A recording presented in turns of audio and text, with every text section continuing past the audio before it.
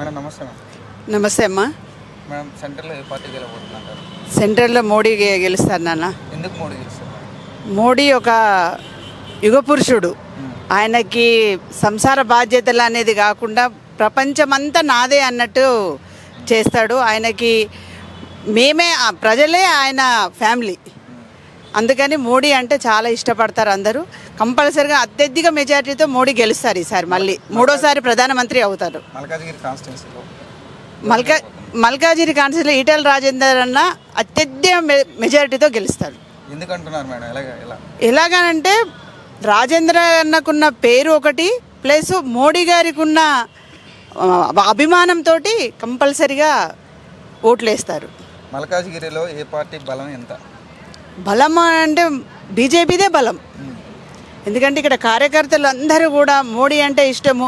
మనకు మోడీ చేసిన అభివృద్ధి పనులు చాలా ఉన్నాయి. కరోనా టైంలో కానీ, ఇప్పుడు ఉచిత రేషన్ బియ్యము, మామూలుగా తను కరోనా టైంలో డబ్బులు వేయడము, అది అందరూ ముసలోళ్ళు పెద్దవాళ్ళందరికీ కూడా గుర్తుంచుకొని మేము వెళ్తే, అమ్మ మీరు మాకు చెప్పాలా, మీరేం మాకు చెప్పనవసరం లేదు, మేము మోడీ ఫ్యాన్, మేము మోడీ కంపల్సరీగా వేస్తాం, మోడీని గెలిపించుకుంటామని. ఈటెలన్న గురించి చెప్తున్నాం అనుకోండి, మాకు ఈటెల రాజేందర్ గారు తెలుసు, మాకు ఎప్పటి నుంచో పరిచయము. కరోనా టైంలో కూడా అన్న కూడా హాస్పిటల్స్లో వెళ్ళి అందరినీ పలకరియడం, వ్యాక్సిన్లు ఇప్పియడం, అందరికీ హెల్ప్ చేయడం కూడా చాలా ఇది చేశాడు. అన్న మాకు ఎప్పటి నుంచో పరిచయస్తాడు, మాకు సుపరిచితుడు అని కూడా చెప్తున్నారు. ఒకప్పుడు ఇదే మోడీని తిట్టిన ఈటల ఇప్పుడు పొగుడుతుంటే ఏమనిపిస్తుంది?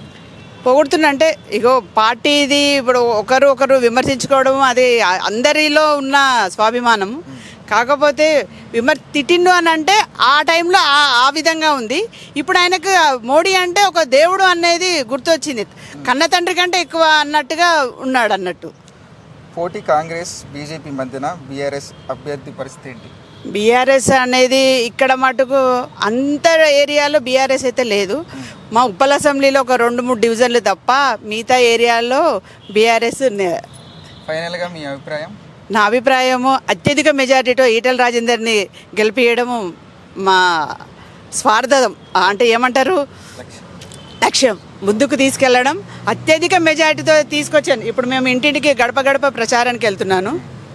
ప్రతి ఒక్కరు కూడా ఈటెల అన్న మోడీ అన్న కంపల్సరీగా వేసే బాధ్యత మాదమ్మ, మీరు మాకు చెప్పాల్సిన అవసరమే లేదు, మీరు ఇంటి దాకా రావాల్సిన పని లేదు తల్లి, ఇంత ఎండలో ఎందుకు ప్రచారం చేస్తున్నారని చెప్తున్నారు.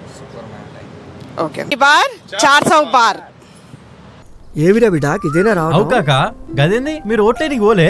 ఎవరికేస్తే ఏం లాభం? పెట్టిన దానికి 10 ఇంతలు సంపాదించేటోళ్ళే. తెల్లని అన్ని పాలు కావు, నల్లని అన్ని నీళ్లు కావు. మోడీ చెప్పి అవు మామా, మనం ఓటు వేస్తుంది మన ఆర్థిక వ్యవస్థను ఇంకా పెంచడం కోసం. ఎన్ని కష్టాలు వచ్చినా మన కోసం నిలబడుతున్న గొప్ప నాయకుడి కోసం. ఒకప్పుడు టెర్రరిస్టుల విధ్వంసాలతో, నక్సలైట్ల దాడులతో దద్దరిల్లిన నా నేల ఈ రోజు ఎక్కడా ఉగ్రవాదుల దాడులు లేకుండా, మతం పేరుతో మారణ హోమాలు లేకుండా ప్రశాంతంగా ఉందంటే కారణం మోదీ కాదంటామా? మోదీ గారి అడుగులో అడుగు వేస్తూ నేనుంటాను. మరి మీరు కమలం గుర్తుకి ఓటేద్దాం, బీజేపీని గెలిపిద్దాం. మోడీ మన అందరి నేస్తం, బీజేపీనే గెలిపించేద్దాం.